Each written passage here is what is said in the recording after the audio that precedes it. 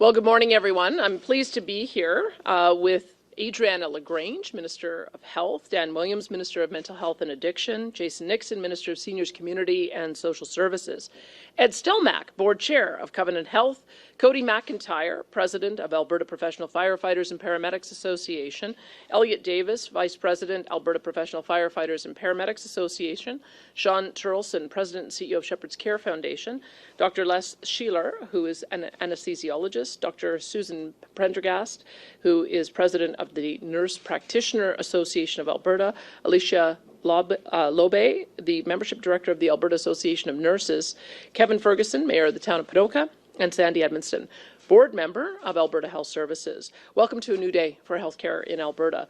From the very beginning of our government's mandate, improving healthcare at every level has been the top of our list of priorities, and with delays affecting the whole system, the urgency of the challenge can't be overstated. Wait times for life-saving surgeries, routine care, and mental health treatment are far too long. Alberta's health system isn't working the way it should and the way Albertans deserve, and fixing it is critically important to improving Albertans' quality of life. And improvements must begin with Alberta Health Services, the largest provincially integrated health system in the country. While all Albertans can and should be proud of our frontline professionals, the structure behind them is not setting them up for success. We have seen unacceptable wait times for surgeries and emergency rooms. We've seen constant service disruptions and temporary closures at rural hospitals, EMS code reds and response times not meeting targets. Right now, thousands of Albertans do not have access to a primary care provider, and so many of our seniors are waiting in hospital wards for access to continuing care longer than in any other province. We can point to the ledgers that show our healthcare spending per person is about the same as the national average and in BC and Ontario, and yet some of our outcomes aren't better and are not improving. For example, Albertans are waiting longer for hip and knee replacements. Only 38% of hip replacements and 27% of knee replacements in our province meet the national wait time benchmarks. And the time Albertans remain in hospital, even after they no longer need hospital care, is 4 to 5 days longer than the national average because they lack the supports to return home.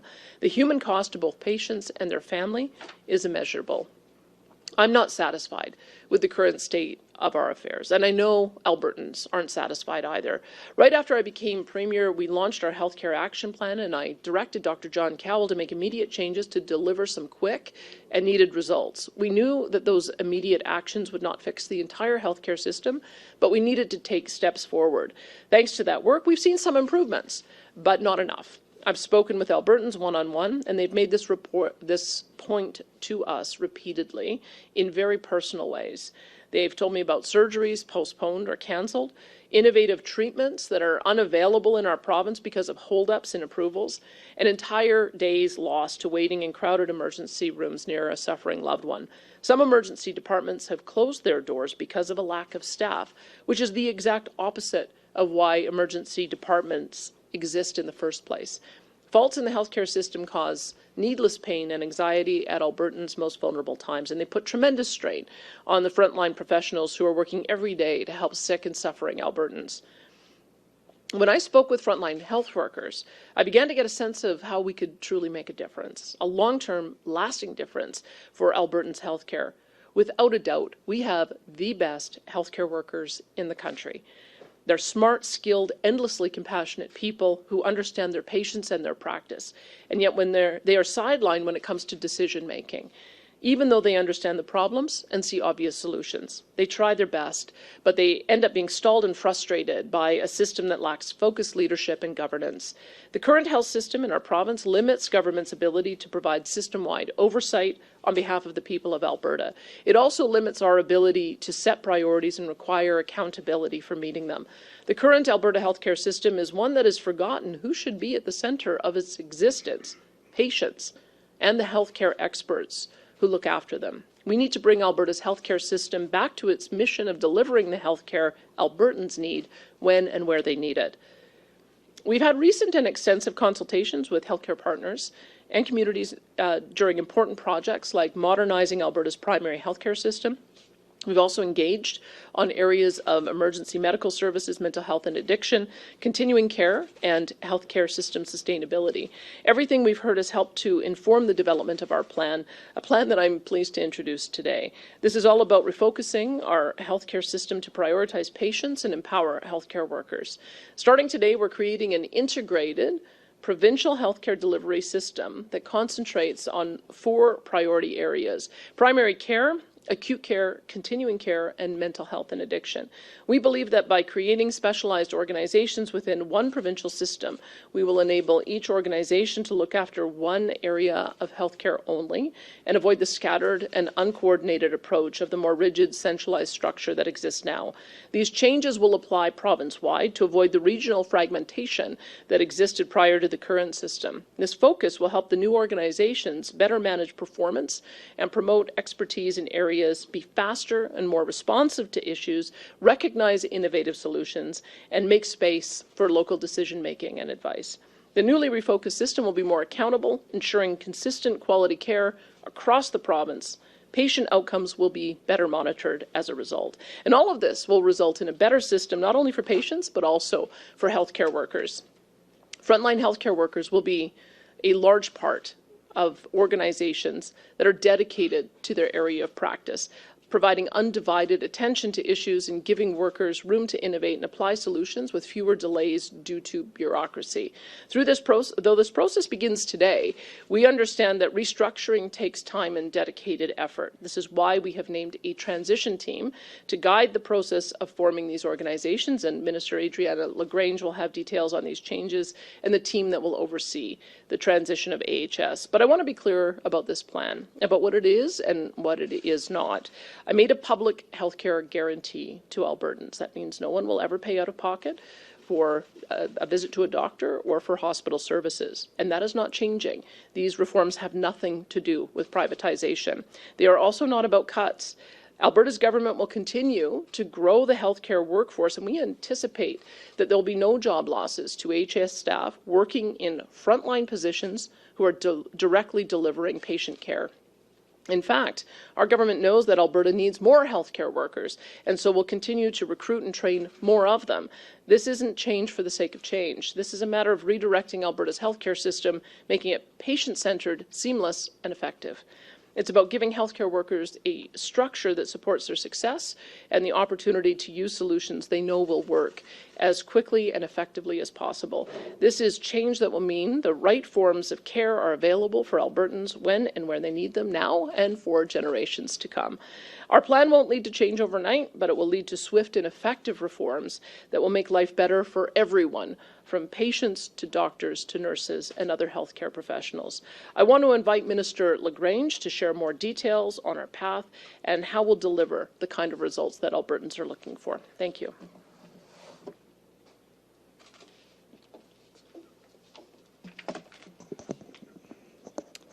Thank you, Premier, and good morning to everyone.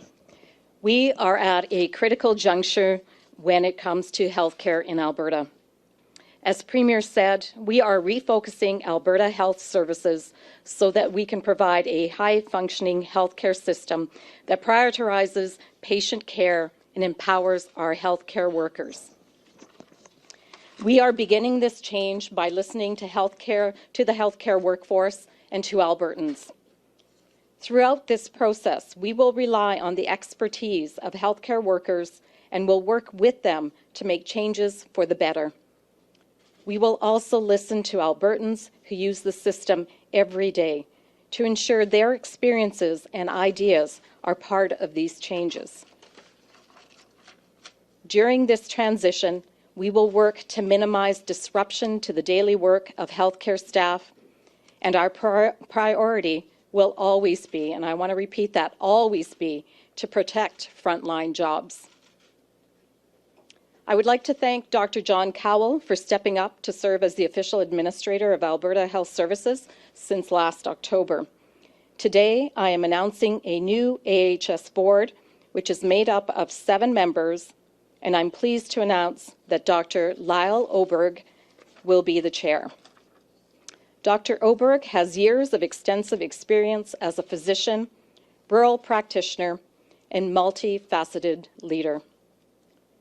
Under Dr. Oberg's leadership, this board will guide the changes that will gradually unfold over the next 18 months. It is crucial we take the time to get this work right, which is why it will roll out in stages over the coming months and years. In addition to the new AHS board, transitional boards for the organizations will be named over the coming weeks. The first organization to be formed will be the new continuing care organization, which we expect will be ready to go this coming spring. The new continuing care organization will seamlessly continue the work of transforming the area of continuing care, which is already well underway. So this includes work to streamline Alberta's continuing care legislation, developing services and supports for home and community care, improving existing continuing care facilities, and exploring better options to empower Albertans to live where and how they want to. The continuing care organization will be responsible for oversight and coordination services and supports, and all operators, including the refocused Alberta Health Services as well as Covenant Health. All of these operators will continue to deliver services under contract with the new continuing care organization. Incidentally, this solves a long-standing issue where AHS both procures and provides services in continuing care. The establishment of the new continuing care organization will be quickly followed by the launch of the new mental health and addictions organization. And you will get more details from Minister Williams on this organization in just a few moments. In the fall of 2024, we expect to unveil the final two organizations, primary care and acute care. The new primary care organization will be dedicated to the delivery of primary health care, that is, ensuring that every Albertan has access to a doctor, nurse practitioner, pharmacist, and any other primary health care provider that is necessary. I know how distressing it can be when you don't have a health care professional to turn to, whether it's for immediate advice or a regular checkup. Primary care providers should be the first stop when health issues arise. But for the many Albertans who do not have one, it means their health will go unchecked, which could result in some very serious health implications later on. The core mandate of the new primary care organization will be to ensure every Albertan is connected to a regular family doctor, nurse practitioner, or primary care facility, regardless of where they live in the province. As I announced a few weeks ago, we have already begun these efforts to stabilize and improve access to primary care in all areas of the province. The recommendations in the Modernizing Primary Care Systems reports made by the expert panels will inform the direction of the new primary care organization, and its work will go on to strengthen Alberta's primary healthcare system. Finally, the new acute care organization will oversee delivery of services in areas including hospitals, urgent care centres, cancer care, clinical operations, surgeries, and emergency medical services. AHS will become a service provider much like Covenant Health. Both, along with other contracted emergency service providers, will work with the new acute care organization to continue to improve wait times for emergency care, whether it be on an ambulance call or an emergency room wait.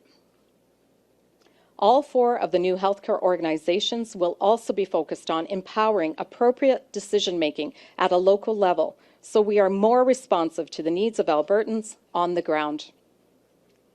They will be aided in this by 12 new advisory councils, which are replacing the existing 12 AHS advisory councils, as well as a new Indigenous Advisory Council.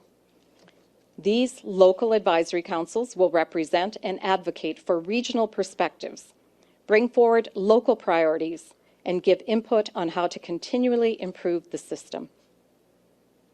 Overall, alignment between the four new health organizations will be overseen by an integration council that will also track efficiencies, remove barriers, and improve outcomes. This is how 4 new organizations will continue to operate seamlessly within a single provincial health system. There will be rigor to this process, ensuring that patients and the workforce are at the forefront of every decision. The Ministry of Health will also change its structure to better align with the new organizations, including creating a procurement and system optimization secretariat and expanding the role of the Health Quality Council of Alberta. As I said earlier, all along this process, we will be consulting with the healthcare workers who are crucial to the system's success. This is a huge undertaking, but a necessary one. There are many facets to this work, but all of it will follow 7 non-negotiable guiding principles. And they are: 1, a single functioning healthcare system with specialized areas that focus on delivering the best care that is important to a high-functioning system. 2, improving patient outcomes by ensuring Albertans get the best care when and where they need it. 3, creating seamless integration and collaboration between all of the new organizations so patients will experience a smooth healthcare journey with appropriate transitions in care where needed. 4, supporting a workforce whose own well-being is prioritized, whose expertise is leveraged, and whose decision-making is empowered. 5, promoting local decision-making by incorporating regional advice. 6, keeping communication transparent and making frequent efforts to stay in touch with frontline workers and patients alike. And 7, fully committing to our plans, but also remaining flexible to support the ideas and perspectives from our frontline workers and from Albertans. I want to emphasize this important piece. Throughout this process, you will continue to access health care how and where you normally would. For a health emergency, you will still call an ambulance or go to the hospital. Surgeries will still happen the same way as they are right now. You will still visit your family doctor, primary care clinic, walk-in clinic, lab, pharmacist, and so on for day-to-day healthcare needs and advice. If you or a loved one need assisted living, you will still access continuing care sites or home care. We are committed to this plan because we are committed to Albertans, and they deserve the very best healthcare system possible. This is exciting. This is an opportunity to take care of the system and the people that keeps all of us healthy. And refocusing is so that we can work so that it will work not only for us, but for all Albertans long into the future. This is so critically important. We have to provide for now, but we also have to provide for the next generations. So thank you, and I will now invite Minister Williams to the podium.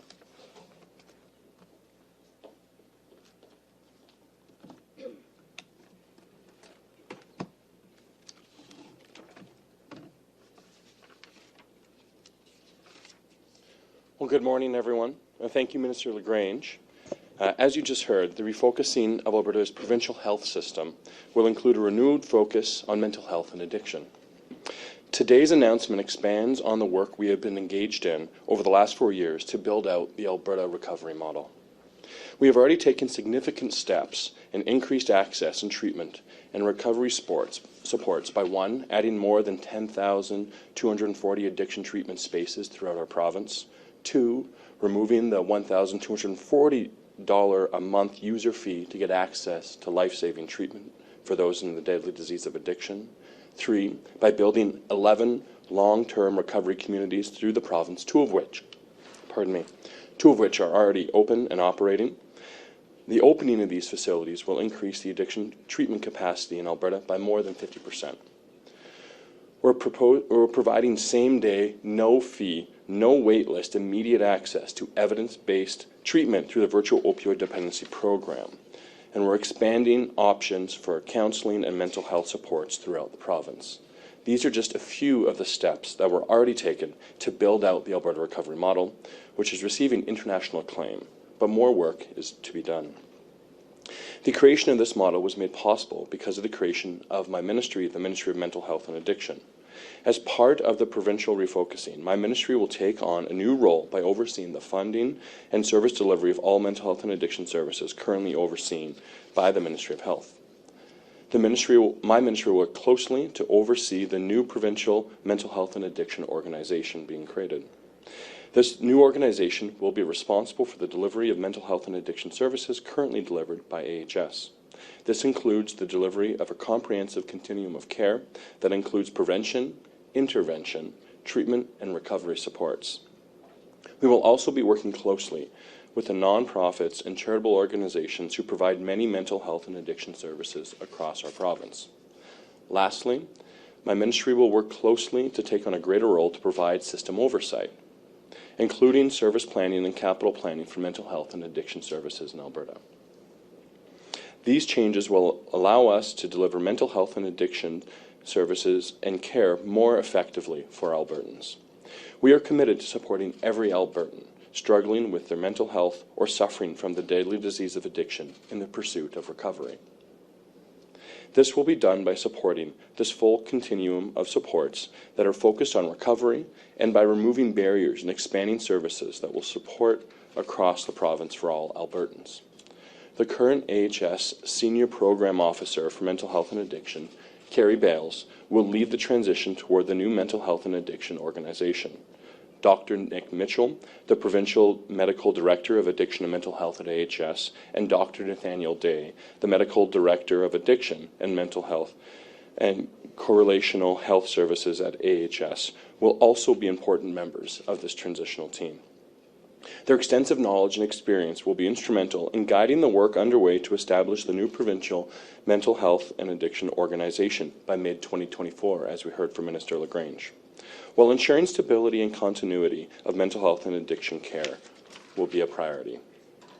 As we move forward, our vision remains the same. Anyone suffering from the deadly disease of addiction or who has mental health challenges deserves an opportunity to pursue recovery and live a full life in our society. As Minister LaGrange mentioned, we want to hear directly from frontline workers to ensure that their voice helps guide us in this government's efforts to refocus Alberta's healthcare system on Alberta and on Albertans. Together, we know that we can provide better care for Albertans. Thank you for your time.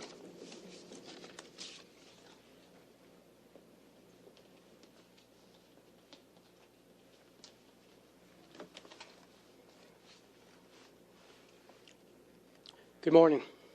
I'd like to express my gratitude to the Government of Alberta for listening to the voices of frontline workers.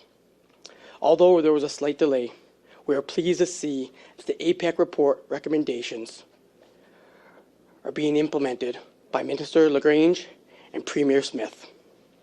We, the Alberta Professional Firefighters and Paramedic Association, are hopeful that these changes will bring about much-needed improvements in the working conditions and the overall health and well-being of all pre-hospital care practitioners.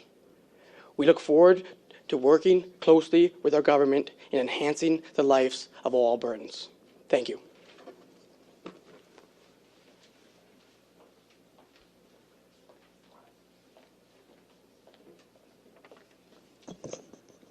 Good morning, everyone. I'm Shawn Terlson. I'm President and CEO of the Shepherd's Care Foundation, a registered charity that's faith-based. I'm here today representing the Alberta Continuing Care Association as past chair. The Alberta Continuing Care Association applauds the recent healthcare reforms by the Alberta government and in its commitment to advancing healthcare services for our beloved seniors. These reforms align with our mission of creating a sustainable and innovative continuing care sector. We're eager to work in collaboration with Alberta Health Services, Alberta Health, in providing our expertise, advocating for best practices, and fostering innovation of our beloved seniors' well-being. Thank you. We'll now enter the media Q&A portion of this announcement. And just a reminder for media on the line that our last two speakers there were Codey McIntyre, the president of Alberta Professional Firefighters and Paramedics Association, and Shawn Terlson, the president and CEO of Shepherd's Care Foundation. As well, a reminder to media that the participants listed in the news release will be available for the Q&A today. That includes Mr. Stelmach, Mr. Davis, Mr. McIntyre, Mr. Terlson, Dr. Sheeler, Mrs. Prendergast, Mr. Ferguson, and Mrs. Edmondstone. We'll be going with one question, one follow-up today, and starting off in the room. Hi, Janet French from CBC. Just a question for the Premier. You've bemoaned the number of managers that were in Alberta Health Services, and now we're looking at this new structure where there's an integration council, there's 4 potentially new or revamped bureaucratic organizations, a procurement secretariat. How does this model align with your goal of putting more resources into the front line as opposed to management? Well, I can tell you from what we've seen happen over the last number of years is that the administration has hollowed out of Alberta Health and has grown in Alberta Health Services. So the process that you'll see, and I think that Dan Williams described it well, is identifying the experts in Alberta Health Services and pulling them into Alberta Health to give department level oversight so that we can make sure that that issues are addressed across the entire system. So we've made a commitment. We don't foresee any frontline patient-focused health professionals being. We're going to ensure that their jobs are protected. But I would say that you are going to see a process of streamlining in the management layers. And I'm actually not sure who the second question is for. It's about building hospitals. So who would be responsible for building and designing hospitals under this new model? And is it the default assumption that AHS would run any new acute care hospital, or would it be open for bidders for different people to run it? Well, great question. And capital infrastructure and maintenance now still is determined by Alberta Health. It is informed by AHS heavily at the moment. And what we are looking to do is really looking at becoming strategic right across the whole province. While there have been zone plans and AHS has provided plans, they haven't been comprehensive enough. That's my estimation at this point in time. And we really do need to look at the whole province strategically. If we do something over here, how does it affect over here? And that is what we're looking at doing. So creating, really building out a capital infrastructure plan that is responsive to the needs of the whole province, not just to one organization. Shawn Terlson with CTV News here in Edmonton. Question either for the Premier or the Health Minister. You mentioned it in your earlier remarks. The system is, from what we are hearing from doctors, at a state of collapse. Patients waiting upwards of 36 hours in emergency rooms. Doctors saying it's the worst they've seen it in 15 years. What will this plan do to actually help Alberta seeking care right now? Well, right now it is going to show that we are looking to change, because obviously continuing doing what we're doing is not working. We need to bring in change. And we are very focused on making sure that all of these 4 organizations that we set up are laser focused on improvements, on patient care, on making sure that those that are in the front lines are able to provide their feedback to us directly and that we're able to implement it. So again, it's really about, tomorrow will it change? It's taken a long time to get to where we are. It's going to take some time to shift. But that being said, once we get into the new focused areas, my anticipation is that we will actually see better outcomes, because they will be laser focused on making sure that they address the concerns and the problems that they're seeing on the ground. Yeah, my follow-up, again, not sure if it'd be best addressed to yourself or the Premier, just wondering around costs. How much do you expect the transition to cost? How much do you expect engagement to cost? How much do you expect for an operational budget of these new 12 councils, as well as the new 4 organizations that you've created? We've set forward an envelope of funding that was based on the 2008 transition. It was prorated for inflation, et cetera. We don't anticipate that we will require to use all those funds, but we did want to make sure that we had funds available to us as a department, as a ministry, to ensure a successful transition. Again, this is going to be a slow, methodical, thoughtful journey that we're taking everyone on. It is going to start immediately but it's going to take 18 to 24 months. We are going to have to set up each one of these organizations, make sure that there is seamless transition. We want to make sure that the Integration Council is set up for success, that the Procurement and Optimization Secretariat is also set up for success. So we are going to think this through, but we don't have a definitive number just yet. If I can just add. Sure. The problem that we've observed in the last year is that all roads lead to the emergency room. If you don't have a family doctor and your child is suffering a high fever, you go to the emergency room. If you're having a mental health crisis, you go to the emergency room. If there's an addiction crisis, you go to the emergency room. If you are a senior who doesn't have a place to go in continuing care, you stay in an acute care bed in a hospital.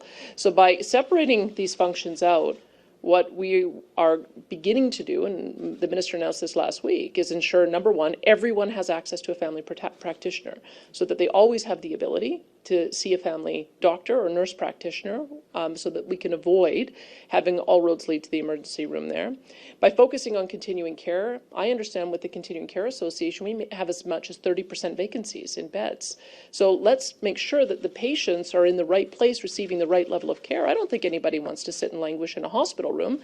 They want to be in a more home-like facility. So let's make sure that they're in the continuing care homes and we're building enough to be able to meet the future need so that we're also freeing up beds in acute care hospitals.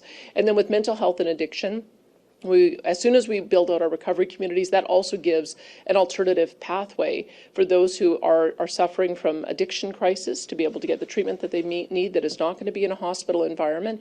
As well, we have 5 mental health facilities that we're building as well to give that kind of focused care. So all of this does take time. Everything is in process, but that's the reason why this structure is going to optimize care, because people will be able to get the right treatment in the right place at the right time, which unfortunately they don't have right now, and that's why we're seeing everything overloaded in the hospitals. Morgan Black with Global Edmonton. Kind of on that topic, we talk about the need for more family doctors, more beds, more resources. I'm just wondering if you could really outline how the reorg addresses the need for where there is not enough. You know, we talk about primary care finding you a family doctor, but how do you find that family doctor if there's not enough in the community? Well, if you look at the announcement that the health minister made a couple of weeks ago, this is, I think, one of the most important aspects is that we're going to allow nurse practitioners to set up their own practices and bill the province directly. I don't think any province has that kind of model.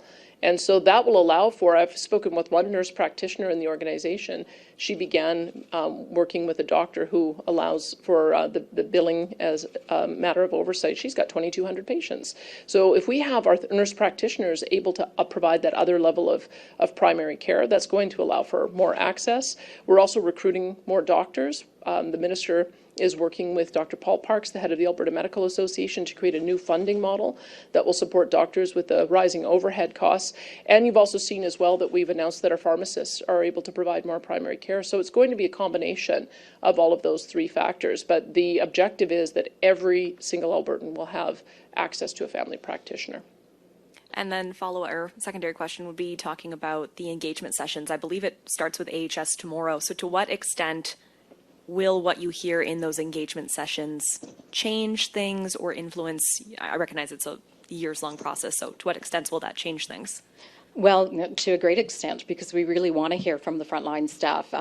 This is an exercise in really listening to our frontline workers and to every Albertan who wants to take part in the engagement sessions. I know I hear daily about situations, whether it's from a frontline worker or from an everyday Albertan, a mum or a dad or someone who is struggling with the healthcare system as it currently exists. So this will give them an avenue to speak directly to the ministry, to myself as the Minister of Health, and influence change. So I think it's very exciting to give them the opportunity. It really is empowering the workforce, and I've heard so often from the workforce, from the front lines, that they have great ideas that just aren't being listened to on how we could change and positively change.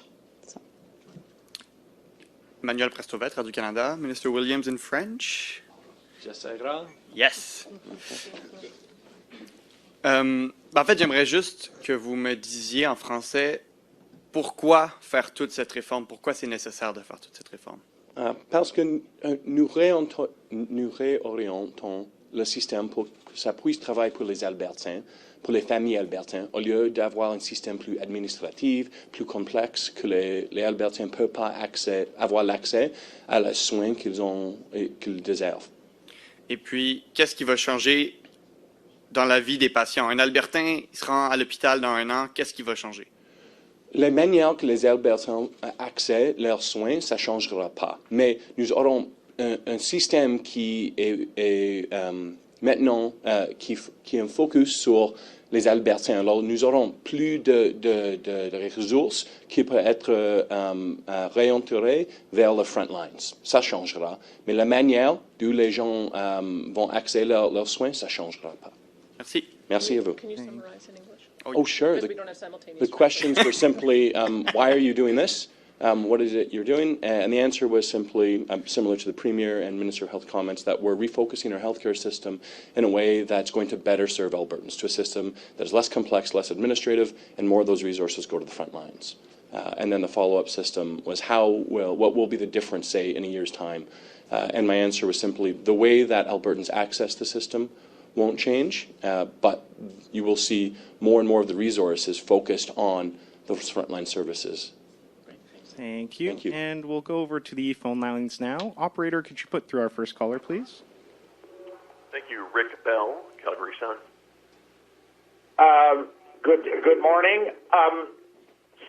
Since my memory has not completely left me, I'd like actually former Premier Stelmach to come to the podium if he could.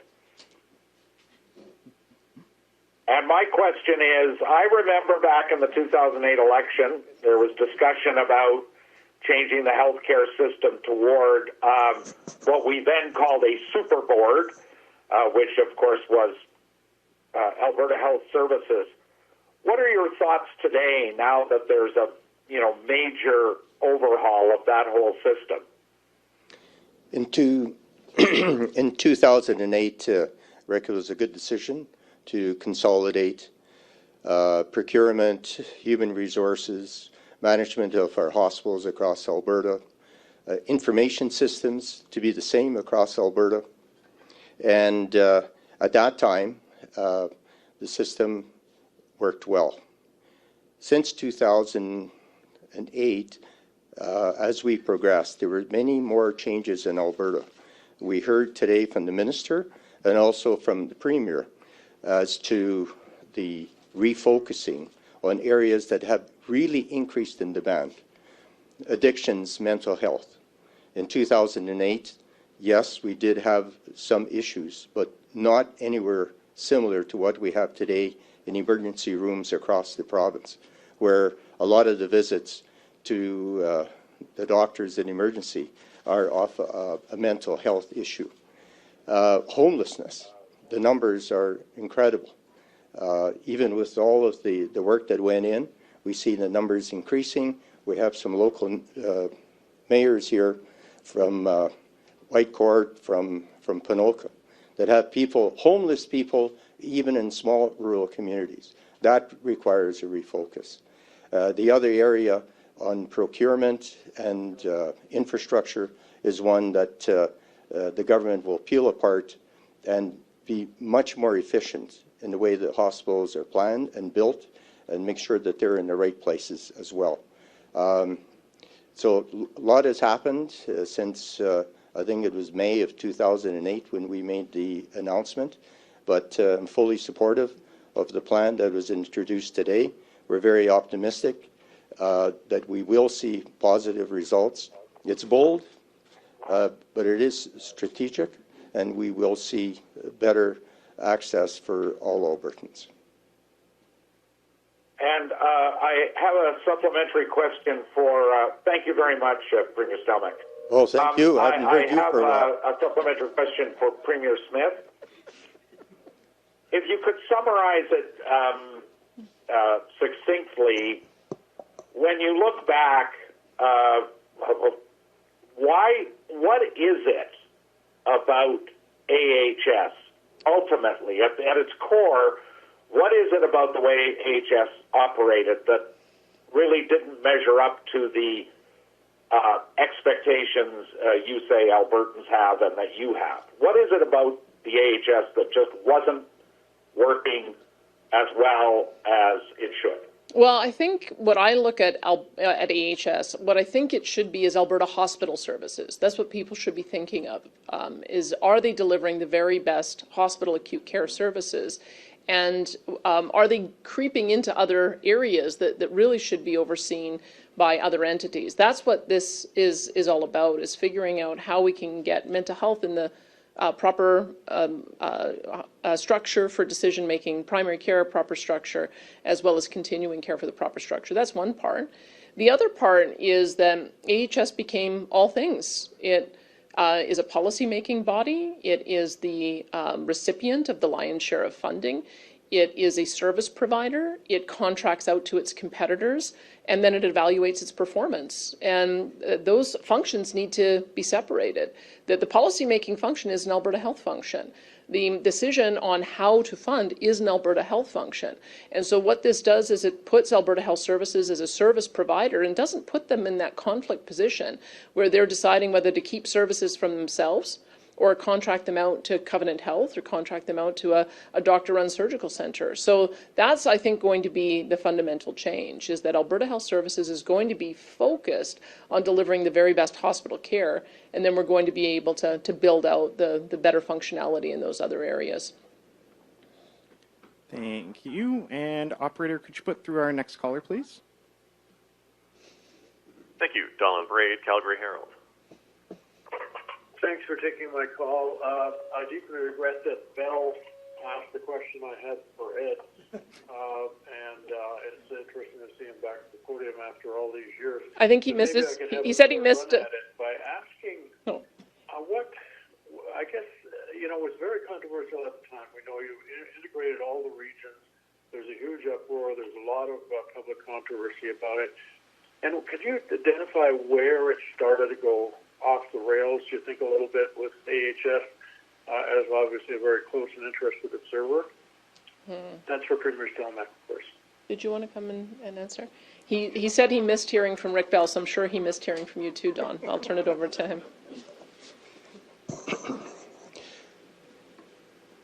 I think just the size of the organization, and as the Premier so eloquently described, how the function changed from being operating hospitals, the intention and design in 2008, to where they had this incredible role across Alberta and fingers into everything from hospital construction to policy, budgeting. To me, and I'm going to be very frank, the decision-making in this province in terms of budgets, infrastructure, and policy is made by government. It's made by elected people. And we drifted away from that. And I think that, Don, will give you a pretty good indication of where and why these changes have come about. Thank you. And for the Premier,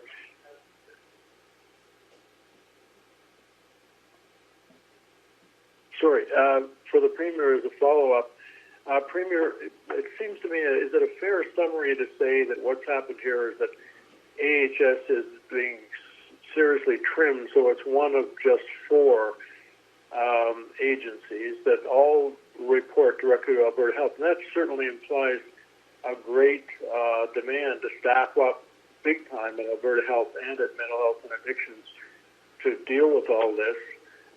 Could you do your comments on that? And also, are you considering changing the name of AHS to Alberta Hospital Services? That would make it very clear. Oh, I'll leave the name change up to the new board and to the minister on that. But I would say it's sort of one step further, is that AHS will be one service provider reporting up to acute care, which is one of the agencies. They're not going to be at the top of that pillar, and they're not going to be at the top of all of the pillars. So under acute care provision, we'll of course have the Covenant Health, we will have Alberta Health Services, and we'll have the doctor-run surgical centres as well under there, and they will all report independently up to the acute care organization that reports directly to the minister. But keep in mind, I mean, AHS, I believe, runs 106 of our facilities, and so they are obviously the most significant provider of acute care services, and I suspect that will continue. Thanks, Don. Operator, can you put through our next caller, please? Thank you. David Staples, Edmonton Journal. Thanks for taking my call. There was a crisis in our hospitals during COVID surrounding not having enough acute care beds for all the COVID patients, which greatly limited the government's options. How will these changes, if we were to have another situation like that with a new virus, a new pandemic, how are the changes that you're putting in place better able to address something like that where, you know, for instance, the government was promised about 1,000 beds and they could only deliver about 170, as I recall at one point, which was not nearly enough. How will this new system better work in that kind of scenario? We've already begun. I mean, surge capacity was one of the big objectives when Dr. John Cowell came in. If I remember my notes correctly, we've increased the amount of acute care beds by 171, and we've also increased the amount of ICU staffed beds by 50. So we're moving in the right direction. I suspect the biggest change will come from a facility-by-facility audit to see how many patients should be in an alternative arrangement, either in a long-term care facility or a continuing care facility or at home supported by home care. I think what we have observed is that several of our wings of our hospital, several wards, several floors have been turned over to continuing care provision, and we have a whole variety of alternative care providers who could provide alternative arrangements. So I don't want to prejudge how many beds that will be. I think at the moment it had been identified as over 500 individuals who are waiting for placement in long-term care, and it may be more than that. I also know that there are wings of hospitals and floors and operating rooms that have either been decommissioned or never brought into service. So when the minister talks about optimization, that's going to be the challenge of the board, is to go through facility by facility and make sure all of the areas are optimized. And then, of course, we have a recruiting task ahead of us. We have to graduate more health professionals to be able to make sure that we're staffed up and recruit more of them from abroad. But we have to get a better handle on just how much capacity we do have and how much more we can create. But that's the direction we need to go. One of the things that Dr. Cowell told me is the problem is if you always are operating at 100%, when you do end up with a patient surge like we do every single respiratory virus season, now you're burning out your staff because you're asking them to operate at 115%. And in the case of COVID, that carried on for over 2 years. And so we have completely burnt out our frontline staff. What we have to do is create enough of a capacity buffer, have the hospitals operating at 85% so that when a surge comes, they're able to scale up and we're able to create better working conditions. So that's where we're going to, is that you can't have your staff running flat out all the time, especially when unanticipated pressures come on the system. And so we are going to be working on improving that capacity at the hospitals.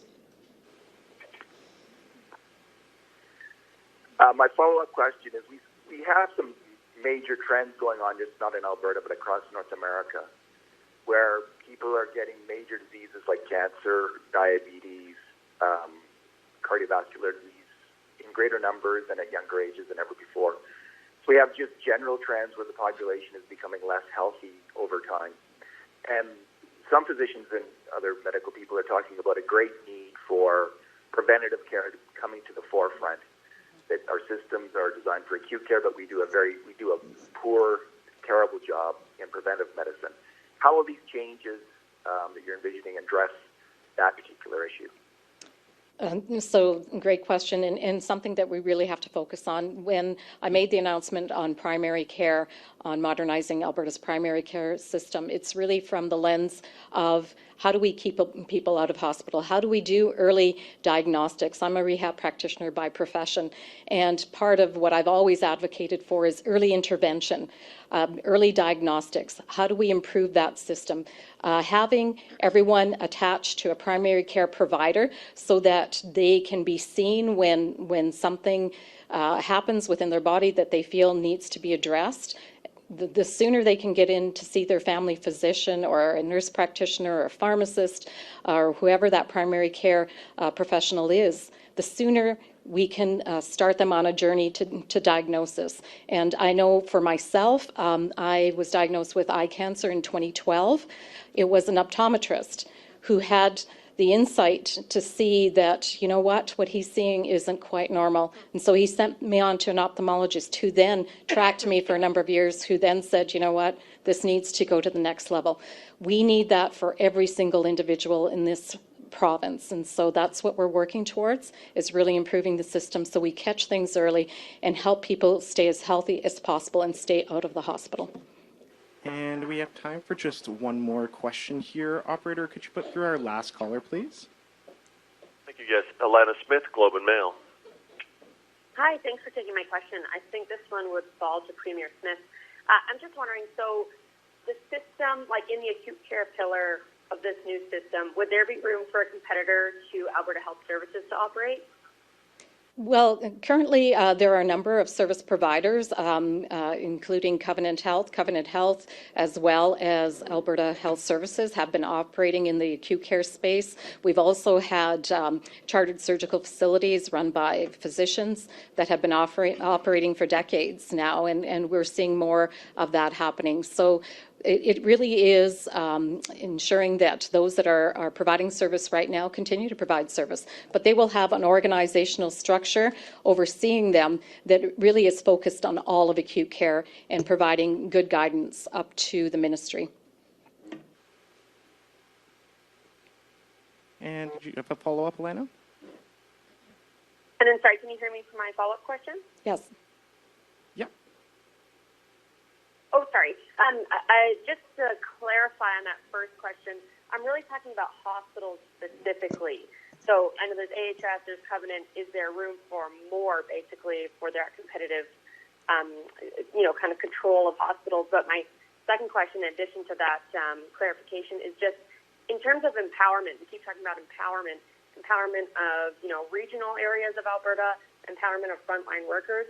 I'm wondering what decisions exactly are frontline workers or regional areas from these regional boards going to make? What are their decision-making processes? So to your first question on acute care right now is being provided by AHS, by Covenant Health, by chartered surgical facilities. So it will continue to be publicly funded health care right across this province. And so there is no privatization of healthcare. So I want to be very, very clear on that. No privatization. It is publicly funded public healthcare that we're talking about. On your second question in terms of the regional, so right now there are AHS 12 advisory councils, regional advisory councils. My understanding is that they could provide better input that would inform change because what I hear, even from doctors and nurses right on the front lines, is that oftentimes they bring their suggestions, their ideas forward, but they're not acted upon, not listened to. And so these new restructured 12 advisory councils, actually 13, including a new Indigenous advisory council, will actually provide direct input to the Integration Council. It will provide direct input to each one of these organizations, and ultimately it will provide direct input to the Ministry of Health and myself. Perfect. And that'll wrap up today's announcement. Thank you, everybody, for joining us. Thanks, everyone.